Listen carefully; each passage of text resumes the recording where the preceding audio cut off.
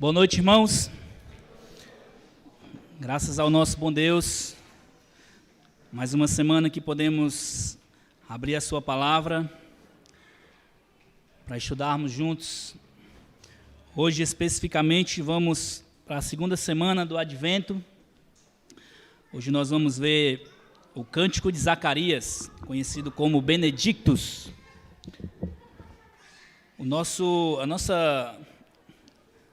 O texto que nós vamos ver hoje é Lucas, capítulo 1, os versículos 67 ao 79.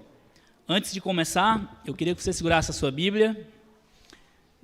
Nós temos o costume de fazer essa confissão aqui na igreja e confessarmos o que acreditamos a respeito da palavra de Deus. E antes de começar o nosso sermão, eu queria que nós fizéssemos a nossa confissão a respeito da palavra de Deus. Queria que todos lessem comigo, e aí eu vou passando, nós vamos lendo em alto e bom tom, para o Senhor ouvir e ser glorificado. Diz assim: esta é a minha Bíblia, ela é a palavra de Deus, é a verdade e não contém erro. Ela tem autoridade sobre todos, em todo lugar e em todo momento. Hoje o meu coração está pronto para se submeter à autoridade de Deus. Por meio de sua graça, aplicarei a sua palavra na minha vida. Continuarei alicerçado na verdade de Deus para a sua glória. Eu jamais serei o mesmo, em nome de Jesus. Amém. Amém? Amém. Hoje nós vamos estudar o Cântico de Zacarias em Lucas. Você pode abrir a sua Bíblia, Lucas 1. Nós vamos ler os versículos 67 ao 79. Antes de tudo, deixa eu introduzir o que está acontecendo aqui para que nós possamos entender melhor o contexto aqui de Lucas 1. Esse aqui é um período, digamos que aqui está acabando um período muito obscuro da história do cristianismo ou da história da igreja. Até pouco tempo atrás, aqui é onde nós estamos, em Lucas 1, até pouco tempo atrás não se ouvia relatos a respeito de profecias, a respeito de quem Deus era. Deus, ele se calou naquele tempo, que se chama o período interbíblico, muitos chamam ali de como se fosse entre os testamentos, né, melhor dizendo. Esse período da história, Deus passou aproximadamente 400 anos sem se manifestar em sentido de profecia. 400 anos de silêncio. Obviamente que Deus não estava inativo na história, ele estava agindo.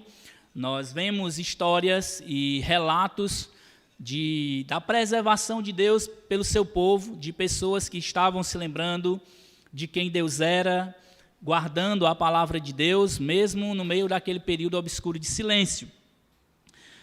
Aquele Deus que havia feito as promessas a Abraão, a Isaac, Jacó e a José, esse Deus ele tinha se calado para o seu povo. Nesse período de 400 anos, o povo de Deus passou por muitas guerras, grandes lutas, derrotas, algumas vitórias. Existe um livro, ou dois livros na realidade, que não são canônicos, mas é o livro dos Macabeus, que conta uma parte da história do que aconteceu nesse período interbíblico, né? Muitos deles não são relatos canônicos, porque na realidade muitas pessoas não sabem se até que ponto tudo é verdadeiro. Mas as guerras do que aconteceu, reis e imperadores que se levantaram naquela época contra o povo de Deus, isso é historicamente comprovado. E esses livros dos Macabeus, eles contam bem o que aconteceu. Esse aqui é o pano de fundo para que o Salvador viesse. Deus estava trabalhando mesmo em meio àquele silêncio. Deus não estava inerte. O silêncio de Deus não significa inércia. Deus sempre controlou e governou a história, mesmo naquele momento em que ele estava em silêncio. Diante disso, após ter visto a revelação de Deus para Maria, como nós vimos na última semana, antes da semana passada, entra em cena agora um homem chamado Zacarias. Apesar da pouca descrição do que nós vemos de quem era Zacarias, as atitudes desse homem, o que nós vemos a respeito dele, é algo fantástico, é algo assim de se imitar até hoje. O que nós vamos ver nesse texto, o que nós vamos aprender aqui nesse texto é que Deus, ele está cumprindo o seu plano redentivo, mesmo quando todas as circunstâncias históricas, sociais, políticas parecem dizer o contrário. Deus está cumprindo o seu plano redentivo na história, mesmo quando todas as circunstâncias históricas, sociais e políticas parecem dizer o contrário.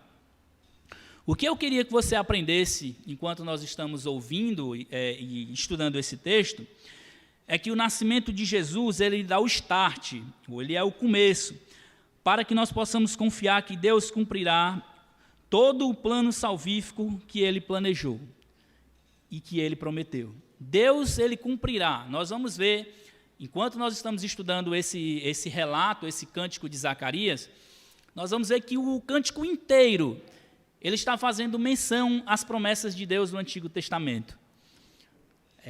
Nós vamos ver vários textos aqui, eu vou ler vários textos para vocês verem a fidelidade de Deus em cumprir os seus planos.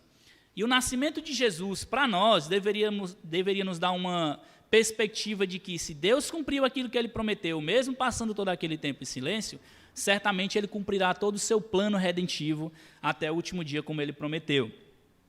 John Piper, ele diz uma coisa muito interessante, que ele diz assim, ó, o caminho até o Calvário começa com as placas sem vagas em Belém e termina com as cuspidas e os escárnios da cruz em Jerusalém. O plano da cruz, ele não começou lá na cruz. Desde o momento em que Maria e José chegaram lá em Belém, que encontraram lá nos hotéis ou nas pousadas, sem vagas, aquilo ali já era o plano de Deus, para que Jesus nascesse num lugar humilde, o servo sofredor, como disse lá em Isaías. Todo o plano de Deus, até a cruz, ele não começou lá na cruz. Ele começou desde o momento em que o Senhor determinou isso na eternidade, e a história de Jesus, ele começa com esse sem vagas, e nós vamos ver que isso para nós é muito significativo, porque se Deus fez isso até ali, certamente ele fará o que ele prometeu até o final. Vamos ler o texto, Lucas, capítulo 1, nós vamos ler a partir do versículo 67 até o 79. A palavra de Deus diz assim, Zacarias, o pai de João, cheio do Espírito Santo, profetizou dizendo, bendito seja o Senhor, Deus de Israel, porque visitou e redimiu o seu povo, e nos suscitou plena e poderosa salvação na casa de seu servo, como havia prometido desde a antiguidade, dos seus santos profetas, por boca dos seus santos profetas, para nos libertar dos nossos inimigos e das mãos de todos os que nos odeiam, para usar de misericórdia com os nossos pais, e lembrar-se da sua santa aliança e do juramento que fez a nosso pai Abraão, de conceder-nos que, livre das mãos dos inimigos, adorássemos sem temor, em justiça e santidade diante dele, todos os nossos dias.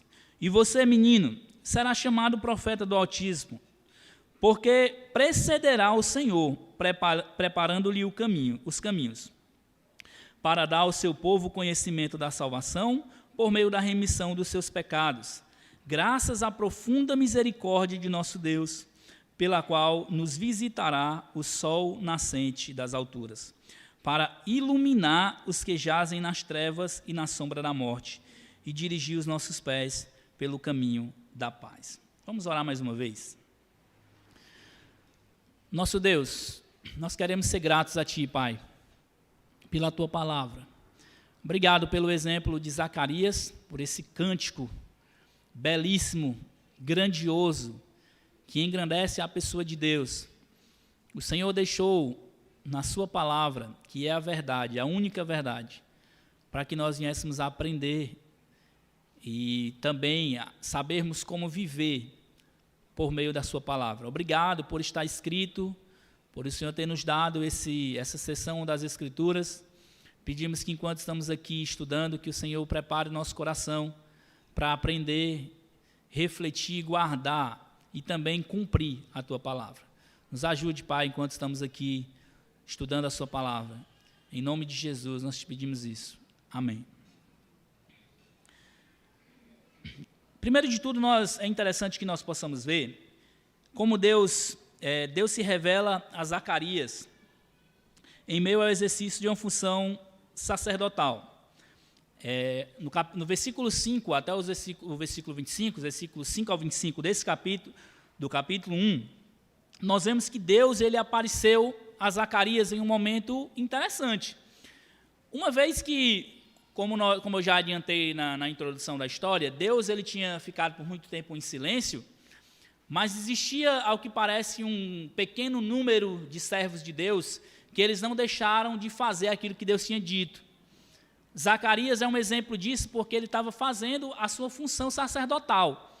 A gente vê lá no texto, nos versículos 5 ao 25, que Zacarias, naquele dia especificamente, era aquele dia que o povo de Israel se reunia para sacrificar, para que o seu pecado fosse perdoado. Lembra do que acontecia lá no Antigo Testamento? Que o povo se reunia um dia para sacrificar, onde só o sacerdote entrava lá no Santo dos Santos, entrava até com uma cordinha no pé, porque se ele estivesse vivendo uma vida de pecado, ele podia morrer ali mesmo e só puxavam ele. Então nós vemos aqui que Zacarias é um desses sacerdotes, e mesmo diante de todo aquele período obscuro que está se vivendo na igreja, na era da igreja ainda não, né? E ainda estava começando aqui, mas na história da igreja em si, por assim dizer, Zacarias ele estava fazendo a sua função sem deixar que aquele período atingisse a sua fé. Interessante isso. Zacarias continuava fazendo o que Deus disse, mesmo em meio a um período silencioso e obscuro. A gente vê isso nos versículos 5 e 6. No versículo 13, é algo muito interessante que a gente vê aqui, que diz assim o versículo 13, lá no capítulo 1. Lucas 1, 13, diz assim, ó, o anjo, porém, lhe disse, aqui apareceu um anjo para ele, no momento em que ele entrou, deixa eu contextualizar, no momento em que ele entrou lá no Santo dos Santos, apareceu um anjo para ele. Agora imagina o susto desse profeta. Certamente ali há muito tempo não se via algo a respeito de revelações de Deus. Imagina agora ele entrar e ver um anjo falando com ele, dentro do Santo dos Santos. E o anjo falou, porém lhe disse, não tenha medo, Zacarias. Ou seja, certamente ele estava com uma cara de assustado, porque o anjo disse para ele não ter medo. Porque a sua oração foi ouvida, Isabel, sua esposa, dará à luz a um filho, a quem você dará o nome de João. Ou seja, outra coisa que é nos revelada no texto é que Jeremias ele mantinha a sua vida de oração. Mesmo sem, ao que parece, naquele período, não ter resposta nenhuma de Deus. Se Deus estava em silêncio, a história Deus estava governando, obviamente, mas se Deus estava em silêncio, ele não estava respondendo aos sacerdotes. Ele não estava trazendo nenhuma revelação nova para eles. E Zacarias ele mantinha ainda a sua vida de oração e orando pela sua esposa, que era estéril, para que Deus desse um filho para eles. Agora você imagina, Zacarias, conhecedor da história do povo de Deus, de ver as histórias maravilhosas de Sara, de Rebeca, de Ana, que Deus tinha aberto o ventre delas. Mas Deus ali eles estavam vivendo um período de exceção na história. Mas ainda assim ele acreditava que Deus poderia fazer algo pela sua esposa. E ele orava. E o anjo está dizendo aqui para ele que Deus ouviu a sua oração. Ao que parece, Zacarias ele ficou tão assustado que mesmo ele sendo um homem de Deus, que mostra ser um exemplo, ele ficou tão assustado que ele desacreditou naquela situação. O versículo 19 diz assim, o anjo respondeu, eu sou Gabriel, que estou a serviço de Deus, e fui enviado para falar com você e lhe trazer esta boa notícia. Todavia, versículo 20, você ficará mudo e não poderá falar até o dia em que estas coisas vierem a acontecer, porque você não acreditou nas minhas palavras, a quais no devido tempo se cumprirão. Obviamente que, como homem pecador, mesmo sendo sacerdote, Zacarias se assustou e não acreditou, de certo modo, não acreditou naquilo que ele estava ouvindo. E a gente vê que a partir dali, até o dia que João vai nascer, Zacarias ele ficou totalmente em silêncio. Após se cumprir aquilo que o anjo disse a Zacarias, Deus através do anjo disse a Zacarias, ele entoa esse cântico que nós lemos aqui. Um cântico que é conhecido como o Benedictus. Isso é uma referência à primeira palavra da Vulgata, né, que é a tradução da Bíblia para o latim. Então, por isso que se chama o Benedictus. A primeira coisa que nós vemos aqui, que é interessante de a gente entender, é que a sessão anterior, veja como que a sessão anterior acaba, no versículo 66, para que a gente entenda como Zacarias começa esse cântico. O versículo 66, depois que Isabel disse que ia colocar o nome do filho dela de João, e todo mundo se assusta, mas por que você vai colocar João? Você não tem nenhum parente com esse nome? E aí ela diz, não, mas esse vai ser o nome dele, e aí eles pegam uma tabuinha, né, para que Zacarias escreva o nome do filho dele, e na hora que ele vai escrever, João, ele começa a falar. Então a gente vê aqui que o povo olhou tudo aquilo, e aí diz assim o texto, todos os que as ouviram, guardavam-nas no coração, aquelas palavras. E aí perguntaram, dizendo, o que virá a ser este menino? E a mão do Senhor estava com ele. Diante dessa pergunta, Zacarias, então, entoa esse cântico belíssimo. A primeira coisa que nós vemos aqui é que Deus é fiel à sua promessa. Nós passamos os últimos 6 meses estudando a respeito do Deus de Abraão, Isaac, Jacó e José. Nós vemos como Deus ele foi fiel em manter a sua promessa na vida dos patriarcas. E quando chega aqui, no comecinho do Novo Testamento, a gente vê que o Senhor ele permanece o mesmo Deus fiel. Os versículos 68 ao 71, a gente vê primeiro que Zacarias ele começa dizendo assim, ó, bendito seja o Senhor. Essa aqui certamente é uma referência que ele está fazendo a Yahvé.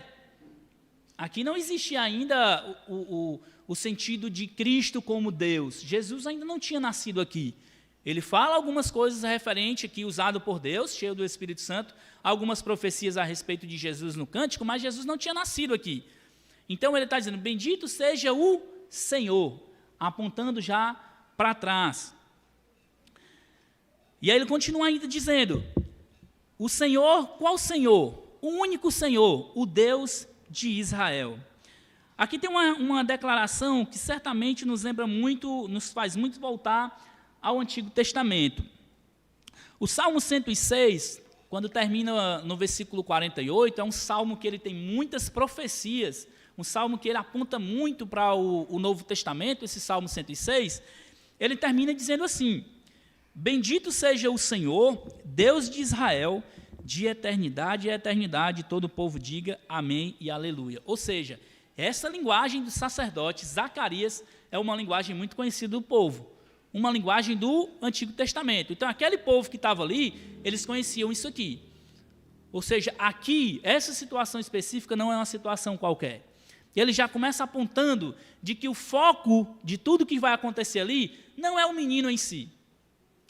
Porque lembre qual foi a pergunta que o povo fez? O que será esse menino?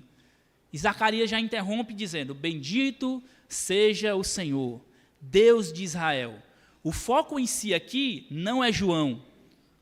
O foco em si do cântico é o Deus que abriu a madre de Isabel.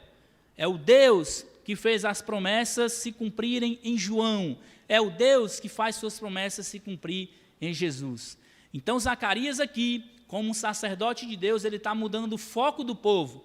Se o foco do povo estava no nascimento, naquele evento maravilhoso, de que ambos, mesmo sem poder falar e ouvir, colocam o nome do seu filho de João, o mesmo nome que a mãe escolheu, sem eles combinarem, o foco está na situação. Mas Zacarias diz assim, o foco está aqui, o Deus de Israel, o Deus do Antigo Testamento. duas coisas que a gente vê. Deus aqui é um Deus presente. O versículo 68, ele, na segunda parte, ele diz assim: bendito seja o Senhor Deus de Israel, a segunda parte, porque visitou e redimiu o seu povo. Essa ideia aqui de visitou o seu povo, aí eu coloquei a referência, se você quiser anotar, para depois você fazer as suas referências cruzadas na Bíblia, se você gosta. É a mesma ideia aqui de um Deus ou de alguém de um Deus que está presente para ajudar. Ele não está apenas presente, ele veio para intervir, para ajudar. Veja esse texto de Lucas 7,16, quando o Senhor ali, Jesus cura ele ressuscita, na realidade, o filho de uma viúva. O texto diz assim, todos ficaram possuídos de temor e glorificaram a Deus, dizendo: grande profeta se levantou entre nós, Deus visitou o seu povo. Ou seja, veja que eles estão fazendo referência que Deus não apenas veio, mas Deus fez algo maravilhoso. Deus estava ali ressuscitando o filho da viúva de Naim. E a segunda palavra, que ele diz que redimiu, é aqui a ideia de libertar um escravo. É a ideia de dar uma carta de alforria. A mesma ideia que a profetisa Ana, no capítulo 2, versículo 38, quando ela está falando a respeito do menino, olhando para o que aconteceu com Jesus, o nascimento de Jesus, ela diz assim: e chegando naquela hora, no templo, dava graças a Deus e falava a respeito do menino a todos que esperavam a redenção de Jerusalém, ou seja, a libertação de Jerusalém. Lembra do que eu falei na introdução? O povo estava vivendo um momento de exceção. Eles estavam sendo oprimidos há vários anos aqui na história. E ela falava aqui, ela está dizendo assim, a todos que esperavam a redenção de Jerusalém. Havia uma esperança grandiosa no coração do judeu, e até hoje há, de que Deus ainda venha redimir o seu povo. Esse texto também faz uma referência aos dois discípulos no caminho de Emaús também, em Lucas 24, 21. Lembra quando os discípulos estão conversando ali, perdidos, sem saber o que está acontecendo, e Jesus aparece para eles, e Jesus pergunta o que está acontecendo, eles chegam, em algum momento lá, ele diz assim: nós esperávamos que fosse ele quem havia de redimir Israel, mas depois de tudo isso, já estamos no terceiro dia desde que as coisas aconteceram. Veja que havia uma esperança de libertação. E essa é a palavra que Zacarias usa. Deus, ele visitou e redimiu o seu povo. Ele tinha a certeza de que, por meio de Jesus, por meio daquilo que estava acontecendo, aqueles eventos que estavam acontecendo, a gravidez de Maria, a gravidez de Isabel, ele sabia que Deus estava vindo para redimir o seu povo. Os versículos 69 e 70, a gente vê aí que ele usa uma palavra muito conhecida também, poderosa salvação na casa de Davi, como havia prometido. Veja mais uma vez ele apontando para trás, como ele havia prometido a Davi. Lembra do texto que nós lemos agora, a Kivla e o Denis leram, da profecia da casa de Davi também, em Isaías 9. Aqui é uma clara referência e ligação de que a promessa de Abraão, de alguma maneira, se estenderia e se cumpriria na linhagem de Davi. Deus claramente fez promessas com Abraão e Davi, e uma não anula a outra. A gente vê aqui duas referências. Abraão, as promessas que nós já vimos, que Deus fez promessas a Abraão, e também Deus fez promessas a Davi, e uma não anula a outra. Logo, o que nós vemos aqui é que Zacarias está fazendo referência tanto a Abraão quanto a Davi.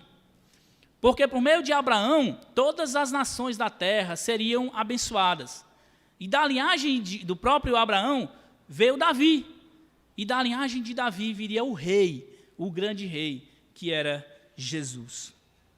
A gente vê isso muito claro em Atos, quando os apóstolos estão nos seus discursos. Algum momento eles usam referência a Abraão, outros momentos eles usam referência a Davi. Eu coloquei dois textos aqui, se você quiser anotar, Atos 7, os versículos 4 e 5, e também Atos 13 e 34.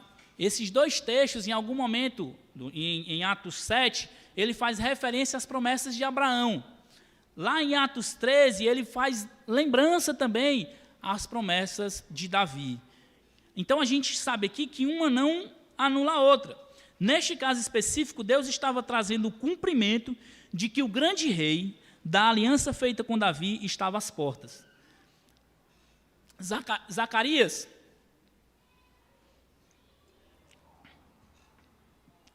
estava lembrando aqui de que aquele grande rei que Israel tanto esperava, ele estava às portas. Jesus, ele estava às portas. Da mesma maneira que ele também faz uma lembrança de que Deus, ele manteve e preservou o povo de Abraão até aquele momento. Olha que grandiosidade isso aqui que está acontecendo. Zacarias, ele está engrandecendo a Deus pelo que Deus fez, de cumprir a sua promessa em Davi. E ao mesmo tempo, depois de tanto tempo, aproximadamente mais de 4.000 anos, Deus ainda estava cumprindo as suas promessas a Abraão. Aquela promessa prometida feita a Abraão lá em Gênesis capítulo 12. O segundo ponto que nós vemos é que Deus é fiel à sua aliança. A aliança que ele fez com Abraão, a aliança que ele fez lá no Antigo Testamento, Deus se mantém fiel em cumprir aquilo que ele disse. Nós sabemos que em Jesus iria ser inaugurada a nova aliança. Mas até aqui, enquanto a nova aliança não tinha sido inaugurada, Deus estava se mostrando fiel à aliança que ele tinha feito ao povo de Deus por meio de Abraão. Os versículos 72 e 73, a gente vai ver aí que Deus é fiel à aliança abraâmica. Nesse momento, Zacarias está apontando para trás e lembrando da aliança que Deus fez com Abraão. Ao mesmo tempo que está apontando para uma nova aliança que está prestes a se iniciar em Jesus. Se Deus ele foi fiel, isso é algo que nós devemos colocar em mente, para cumprir a aliança com o seu servo Abraão, por meio da linhagem dele, ele cumpriu até aqui, certamente Deus será fiel para cumprir todas as promessas feitas na nova aliança, por meio de Jesus. Isso é algo que nós devemos ter em mente. Os versículos 74 e 75, a gente vê que aqui nós vemos uma clara referência, uma linguagem muito comum em um momento da história. Qual seria aqui esse momento que nós vemos na história? Eu coloquei aí que esses dois versículos parecem muito com a linguagem do Êxodo, de quando Deus ele fala com Moisés, lá em Êxodo. Se você puder abrir comigo, vamos ler. Eu queria ler esses dois textos, de Êxodo 7:16 e depois Josué 24:14. Esperar você abrir aí, Êxodo 7.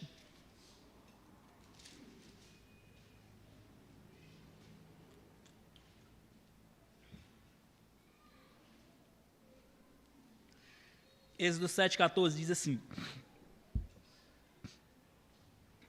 O Senhor disse a Moisés: o coração de Faraó está obstinado. Eu estou lendo aqui a partir do 14. Está obstinado e ele não quer deixar o povo ir. Vá falar com Faraó pela manhã e ele sairá às águas e você estará à espera dele na beira do rio. Leve o bordão que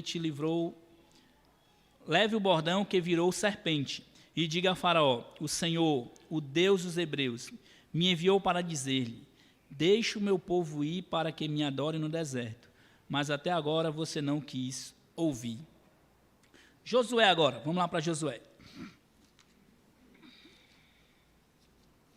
Josué 24:14. Texto bem conhecido nosso.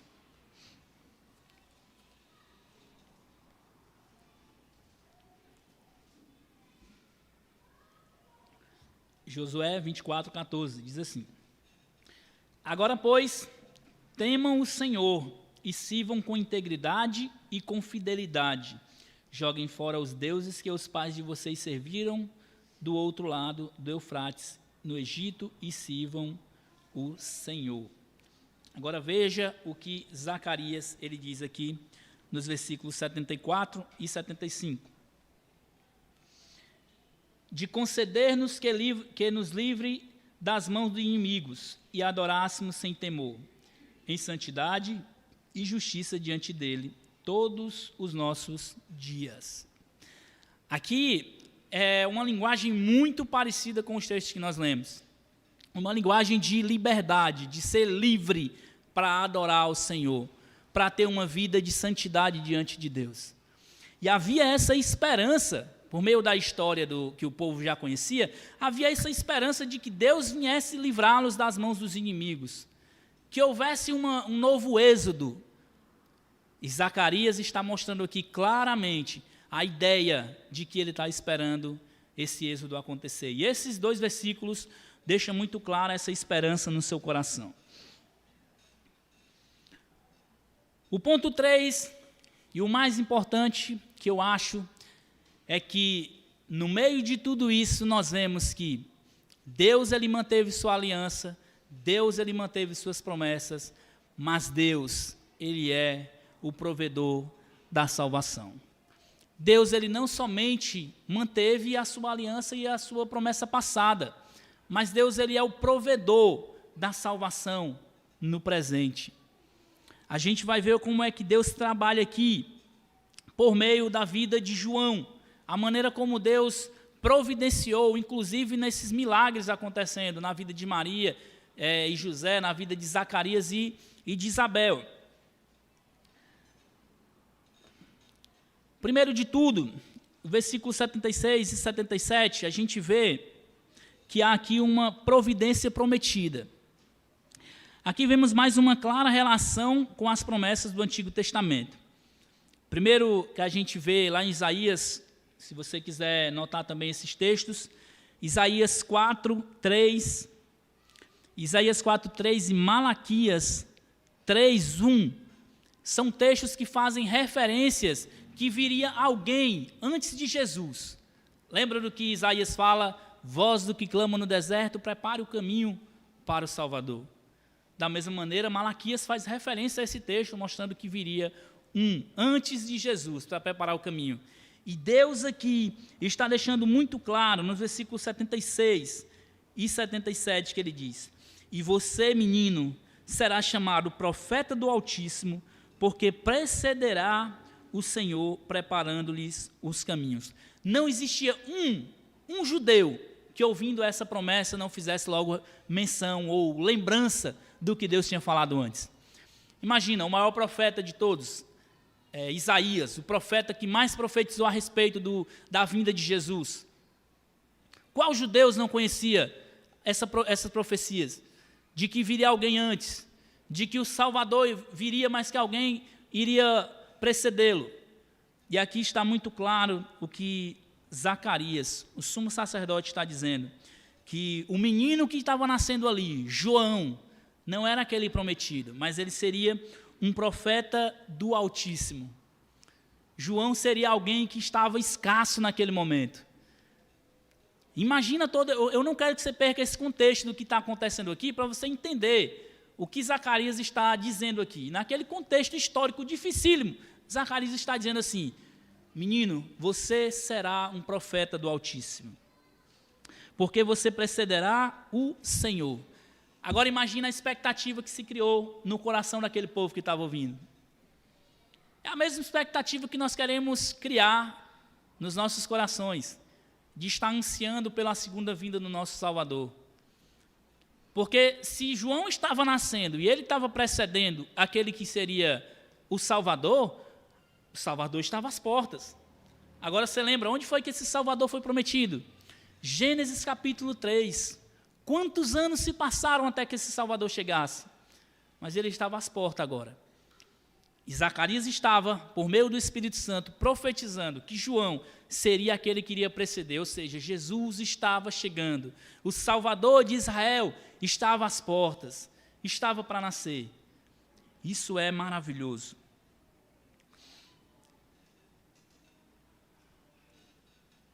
Claramente aqui, Deus está tomando a iniciativa no cumprimento do seu plano redentivo.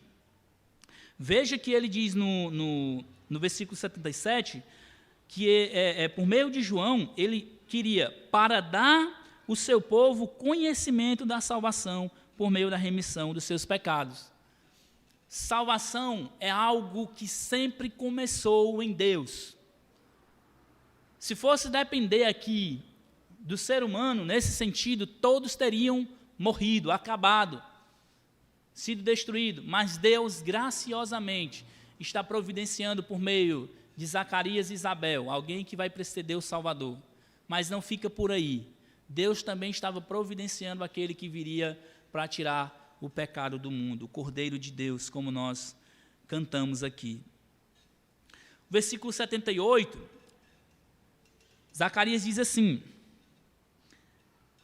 graças à profunda misericórdia de Deus, pelo qual nos visitará o sol nascente das alturas. Essa palavra misericórdia é uma palavra mais conhecida no contexto do Antigo Testamento. O contexto de graça, ele vai ser mais desenrolado, ele vai ser mais esclarecido no Novo Testamento. A gente sabe, a gente vê, depois que a história ela se desenrolou como um todo, e nós olhamos para trás, nós sabemos que a salvação sempre foi pela graça e sempre vai ser. Existia o sacrifício lá no Antigo Testamento, existia, mas ali é um meio de graça que Deus providenciou para apontar para aquele que viria, o Cordeiro de Deus. Mas sempre foi por meio da graça.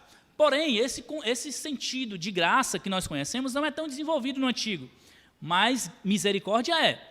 Diversos lugares das Escrituras do Antigo Testamento nós vamos ver misericórdia, misericórdia, misericórdia. Eu coloquei uma definição de misericórdia aí, que misericórdia é Deus não dá aquilo que merecemos. Graça significa que Deus está nos dando algo que nós não merecemos. Graça é um presente, é algo que é imerecido. Eu simplesmente cheguei para você, peguei um chocolate, você tinha sido rebelde e eu lhe dei esse chocolate. É imerecido. Isso é o que Deus faz por meio de Jesus. Deus providenciando Jesus para morrer numa cruz por nós, pecadores rebeldes. Isso é graça. Mas misericórdia, o que é que Zacarias está louvando aqui por misericórdia? Porque Deus não deu aquilo que eles mereciam. E o que é que eles mereciam? Eles mereciam ter morrido. Eles esqueceram de Deus. Malaquias, o último profeta do Antigo Testamento, tinha profetizado que se eles não obedecessem a Deus, Deus iria trazer juízo sobre eles. E eles ainda assim desobedeceram.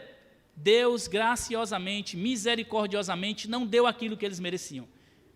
Ele poderia ter acabado com aquele povo de Israel e começado de novo. Deus poderia ter feito isso. Mas Deus não deu o que os israelitas mereciam. Eles mereciam juízo. Eles mereciam ter acabado, eles mereciam ter morrido todos. E aqui Zacarias coloca muito claro o conceito de misericórdia. O Salmo 117, versículos 1 e 2, é o salmo maior que a gente vê, né? Para não dizer o contrário, é o menor salmo das Escrituras. Salmo 117, versículos 1 e 2, foi o salmo que nós estudamos aqui com o pastor Timóteo na quarta-feira. O salmista ele diz assim: louvem o Senhor todos os gentios, que todos os povos o louvem, porque grande é a sua misericórdia para conosco, e a fidelidade do Senhor dura para sempre. Aleluia. Essa linguagem de misericórdia, ela é recheadíssima nos salmos. Se você for ler os salmos, você vai ver inúmeras vezes como Deus usa de sua misericórdia e como eles louvam a Deus por sua misericórdia. E aí nós vemos a parte B do versículo 78 e o versículo 79, a gente vê algo maravilhoso também, que vai ser muito lembrado pelo povo do Antigo Testamento. Ele diz assim na parte B: pelo qual nos visitará o sol nascente das alturas, para iluminar os que jazem nas trevas e na sombra da morte. Esse texto aqui, irmãos, não tem, esse daqui também é um dos textos que não tem como um judeu, um israelita ler esse texto e dizer assim, ele está falando do que os profetas prometeram. Eu selecionei alguns textos aqui, porque são muitos. Eu selecionei alguns aqui para você se quiser notar, eu vou até ler aqui, mas se você quiser notar, para fazer as referências cruzadas e depois dar uma olhada também, Isaías 9, 2. Isaías 9, 2, ele diz assim: o povo que andava em trevas, foi o texto que a gente leu, o povo que andava em trevas viu grande luz, e aos que viviam na região da sombra da morte, resplandeceu-lhes a luz. Isaías ainda, capítulo 42, versículos 6 e 7. Eu, o Senhor, chamei você em justiça, e o tomarei pela mão, e o guardarei, e o farei de você mediador da aliança com o povo, e luz para os gentios, para abrir os olhos dos cegos, para tirar da prisão os cativos, e do cárcere os que jazem nas trevas. Isaías ainda, capítulo 60, versículos 1 ao 3. Levante-se, resplandeça, porque já vem a sua luz, e a glória do Senhor está raiando sobre você. Porque eis que as trevas cobrem a terra, e a escuridão envolve os povos. Mas sobre você aparece resplandecente o Senhor, e a sua glória já está brilhando sobre você. As nações se encaminham para a sua luz, ó Jerusalém, e os reis são atraídos para o resplendor do seu amanhecer. Mais um ainda no Antigo Testamento, Malaquias 4, 2. Mas para vocês que temem o meu nome, nascerá o sol da justiça, trazendo salvação nas suas asas. Vocês sairão e saltarão como bezerros soltos da estrebaria. Todas essas referências, especificamente, como eu disse, Isaías, que fez muitas profecias a respeito do Salvador, Jesus, a gente vê que ele está fazendo uma referência de luz e trevas aqui. E Jesus era visto como aquele que viria, a luz que viria, o sol que nasceria sobre aquelas trevas daquele povo. E o mais interessante é que Jesus, depois já exercitando o seu ministério, ele confirma tudo isso na sua chegada. João 8 e 12. De novo Jesus lhe falou dizendo: eu sou a luz do mundo, quem me segue não andará nas trevas, pelo contrário, terá a luz da vida. É claríssimo essa referência de que Jesus é aquela luz que viria resplandecer sobre aquelas trevas. O povo que estava em trevas viu maravilhosa ou grande luz. Que esperança grandiosa daquelas pessoas, irmãos. Imagina você estar vivendo todo aquele período obscuro e de repente você ouvir isso, esse cântico maravilhoso. E ele continua ainda na parte B do versículo 79. E dirigir os nossos pés pelo caminho de paz. A gente vê também em diversas passagens do Novo Testamento que havia uma esperança de paz ou de um cessar-fogo, um cessar de guerras para os israelitas, aqueles piedosos, como até hoje ainda há. Israel é atacado constantemente até hoje, e há uma esperança de que tudo aquilo vai cessar em algum momento. Imagina nesse período aqui, em que eles não tinham todas as informações que nós temos, existia um desejo ou algo que eles almejavam, que era uma paz, que Deus viesse trazer paz para eles, e nós podemos ver isso em diversas passagens do Novo Testamento. Até mesmo quando Jesus ele está sendo assunto aos céus, lá em Atos capítulo 1, a última coisa que os discípulos perguntam para ele: Senhor, quando é que vai ter paz? Quando é que a gente vai ser redimido? Quando é que Israel vai se livrar dos seus inimigos? E Jesus ele fala para eles: não cabem a vocês, não cabe aos homens saber os tempos ou eras. Não era essa a preocupação dele. Esse desejo se dava pela situação em que os homens sempre viveu em pecado. A gente sabe que desde quando o homem caiu, a desgraça foi grande. Sobre a descendência de Abraão, a gente viu como que o pecado afetou a família de Abraão, como que o pecado afetou a família de Isaac, como que o pecado afetou uma desgraça grande na família de Jacó, ao ponto de os irmãos chegarem a vender o seu irmão para uma nação estranha.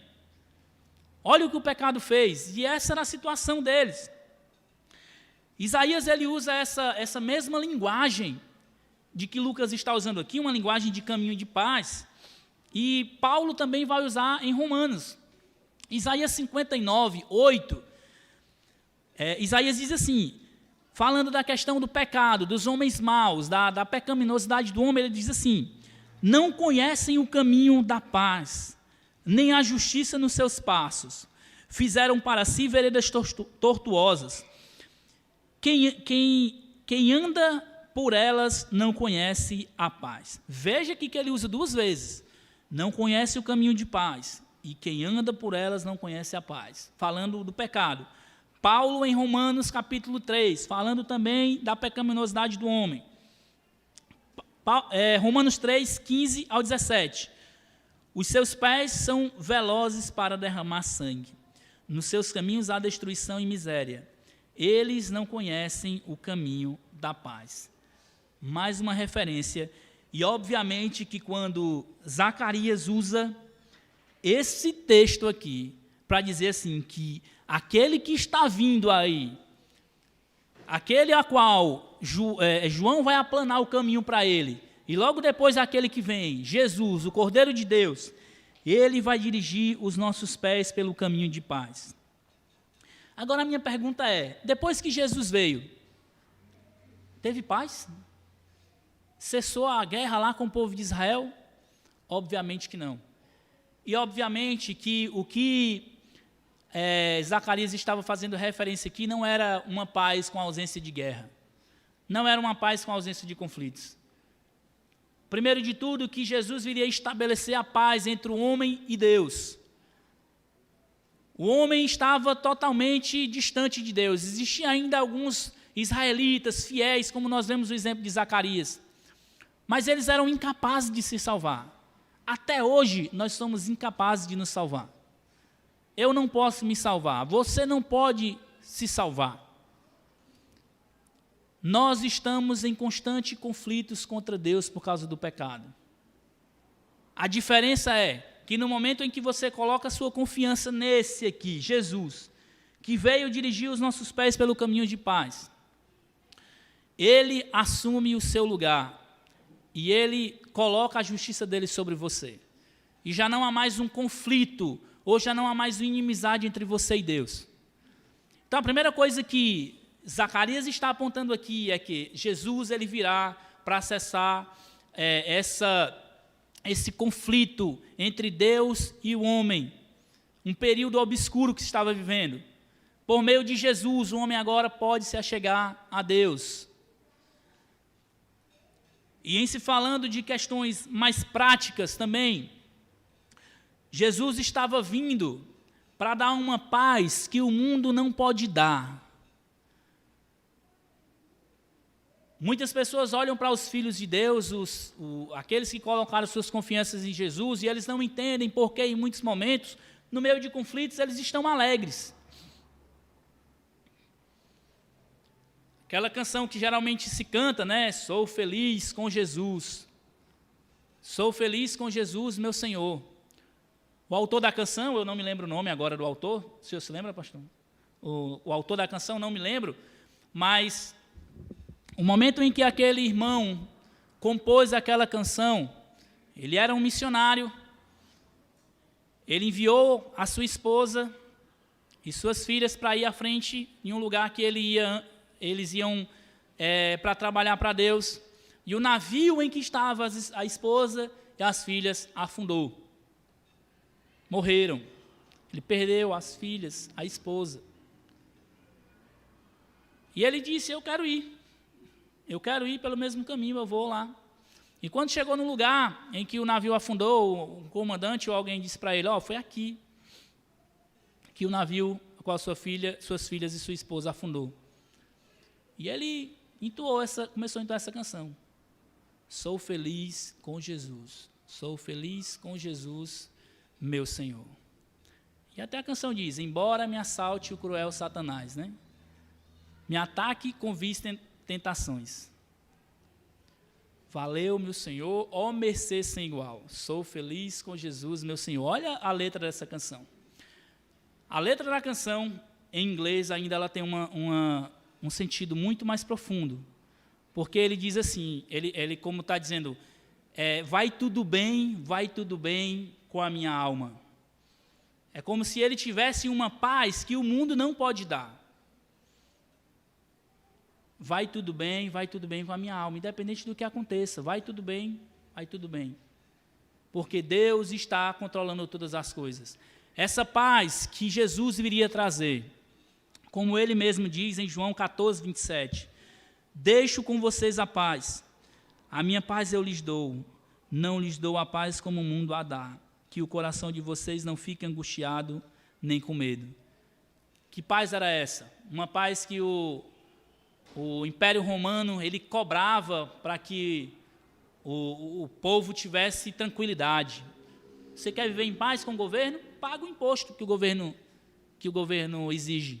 Jesus está dizendo assim, a paz que eu dou para vocês não é como o mundo dá. Eu não estou cobrando nada de vocês.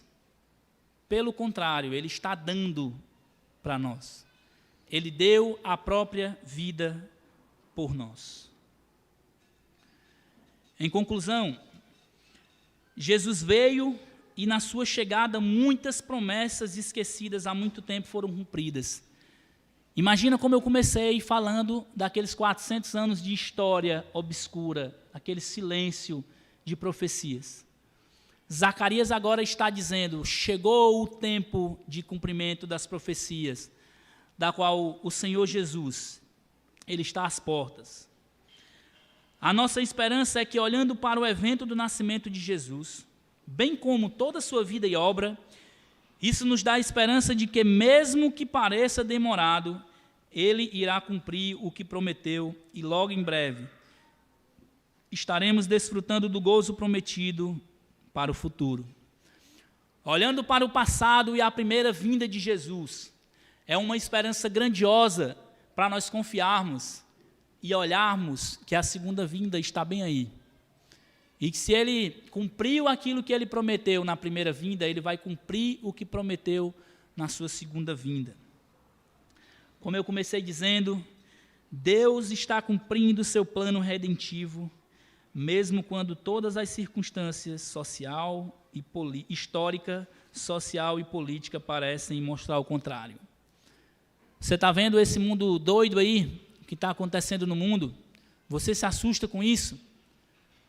Olhando para o que Deus já fez, olhando para a história, isso nos dá confiança de que Deus está cumprindo à risca o seu plano redentivo, mesmo que tudo pareça dizer o contrário. Olhando para o nascimento de Jesus, a obra de Jesus, nos dá esperança para viver no presente, confiando no que Jesus vai fazer no futuro. Vamos orar? Obrigado, Senhor Deus, pelo Teu grandioso amor, Pai. Senhor, obrigado porque Jesus veio. Se nós temos paz com o Senhor hoje, é porque Jesus veio. Jesus morreu, Jesus ressuscitou, e Jesus intercede por nós hoje. Obrigado, Senhor, por tudo. Obrigado pela obra redentora de Jesus. Eu te peço, Deus, se tem alguém que não entende ainda essa salvação aqui, se alguém não colocou sua confiança, não desfruta dessa paz, uma paz que o mundo não pode dar.